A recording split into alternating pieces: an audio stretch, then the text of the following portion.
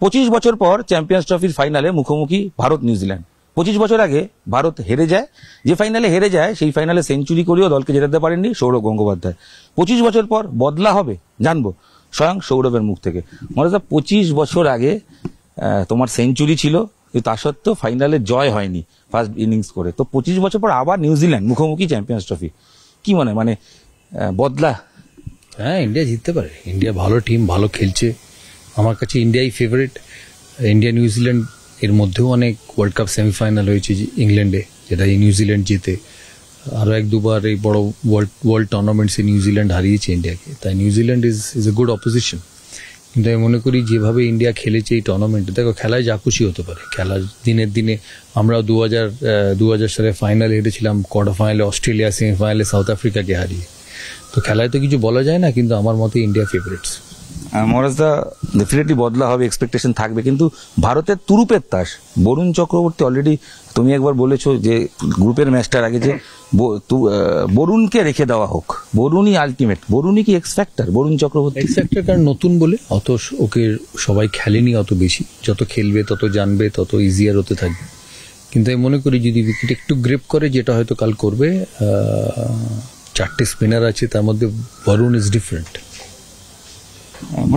ভারত এই যে টুর্নামেন্টটা খেলছে, সবাই বলছে হোম অ্যাডভান্টেজ পাচ্ছে, কারণ দুবাইয়ে টানা খেলছে, কোথাও ট্রাভেল করতে হচ্ছে না। এটা কি সত্যি একটা অ্যাডভান্টেজ মনে হয়? কারণ ট্রাভেল করছে না তো ইন্ডিয়ার কি দোষ? ইন্ডিয়া যদি পাকিস্তান গভর্নমেন্ট না যেতে দেয়, তাহলে প্লেয়াররা কি করবে? তো অনলি অপশন ইজ দুবাই। আর ইন্ডিয়া লাস্ট 15 মাসে 3টে ওয়ার্ল্ড কাপে সব জায়গায় জিতেছে। ওয়েস্ট ইন্ডিজে গিয়ে প্রতিটা ম্যাচ জিতেছে। It's not correct. It's a security issue. ইংল্যান্ডও তো জিম্বাবুয়ে যায়নি 2003 ওয়ার্ল্ড কাপে। এরকম অনেক ক্ষেত্রেই হয়েছে। তো আই ডোন্ট থিঙ্ক এটা একদমই ঠিক। দুবাইতেও তো হারতে পারে, একই উইকেটে দুটো টিমই তো খেলছে। এই নয় যে তো কি অস্ট্রেলিয়া বা নিউজিল্যান্ড বা পাকিস্তান প্রথমবার দুবাইতে খেলেছে। পাকিস্তান ইন্ডিয়ার থেকে বেশি দুবাইতে খেলে। তো সেই দিক দিয়ে চেনা হয়ে গেছে, বলা হচ্ছে যে টানা খেলতে খেলতে ক্রিকেটে সারা পৃথিবী চেনা।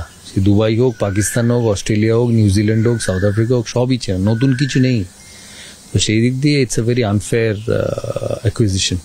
মানে ভারতের যে ম্যাচগুলো দেখা যাচ্ছে, ভারত রান চেজও করছে, বা প্রথমে রান করলেও হয়তো দুবাই উইকেটে 300 হয় না, কিন্তু ভারত যেটা যদি আমরা দেখছি এটা যে 11 থেকে 40 ওভার সিঙ্গেল রোটেট করছে। এটা বিরাট কোহলি প্রচুর রোটেট করছেন শ্রেয়াসকে নিয়ে। তো এটাই কি ফ্যাক্টর বা এটাই মন্ত্র যে বাউন্ডারি না আসলেও সিঙ্গেল রোটেট করতে রানটা মারে? ইন্ডিয়ার ব্যাটিং ডেপথ প্রচুর। সবচেয়ে বড় পজিটিভ হচ্ছে শ্রেয়াস আয়ার। ওর 1 বছরের ব্যাটিং অনেক ইম্প্রুভ হয়েছে। বিরাট কোহলি তো খেলছে, সাথে শ্রেয়াস আয়ারও খেলছে। শ্রেয়াস আয়ার খুব পজিটিভলি খেলে। আর ইন্ডিয়ার সবচেয়ে বড় অ্যাডভান্টেজ হচ্ছে ব্যাটিং ডেপথ। আজয় রবীন্দ্র জাডেজা 8 নম্বরে আসে ইন্ডিয়ার। It's a very strong team. ইন্ডিয়ার যদি এই যে পারফরমেন্স দেখা যাচ্ছে, ওভারঅল গোটা পারফরমেন্স খুব ভালো। একমাত্র রোহিত শর্মা যার ভালো স্টার্ট হচ্ছে কিন্তু ফিনিশ হচ্ছে না বা অনেকক্ষণ থাকতে পারছে না। মানে রোহিতই দুশ্চিন্তা? কোনো দুশ্চিন্তা নয়, থাকবে। সব তো আর খেলবে না। এই তো আগের সিরিজে সেঞ্চুরি করলো।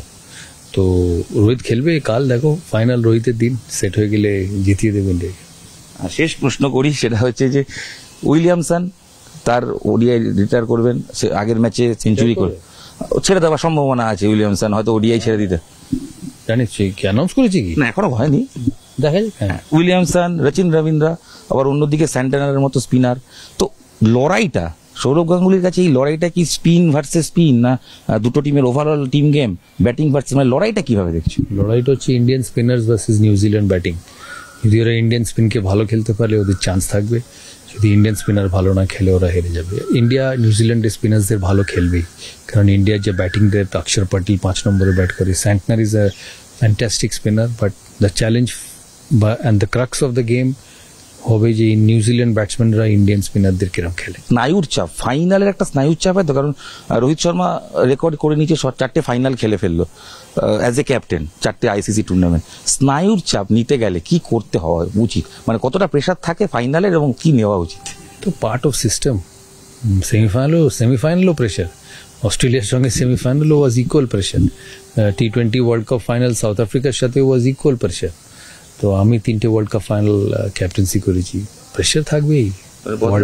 ওয়ার্ল্ড কাপ খেললে প্রেশার থাকবে না? হয়। হ্যাঁ, India is a strong team. দেখো খেলায় যা খুশি হতে পারে, but India is a strong team. Thank you.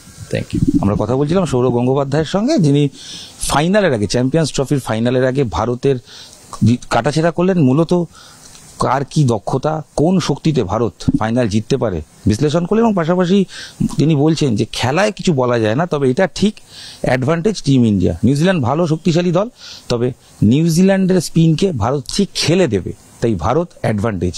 আর 25 বছর আগের হারের বদলা নিশ্চয়ই হবে, বিশ্বাস করেন সৌরভ গঙ্গোপাধ্যায়। ক্যামেরায় খোকন দাসের সাথে ইরণ রায় বর্মন, নিউজ 18 বাংলা।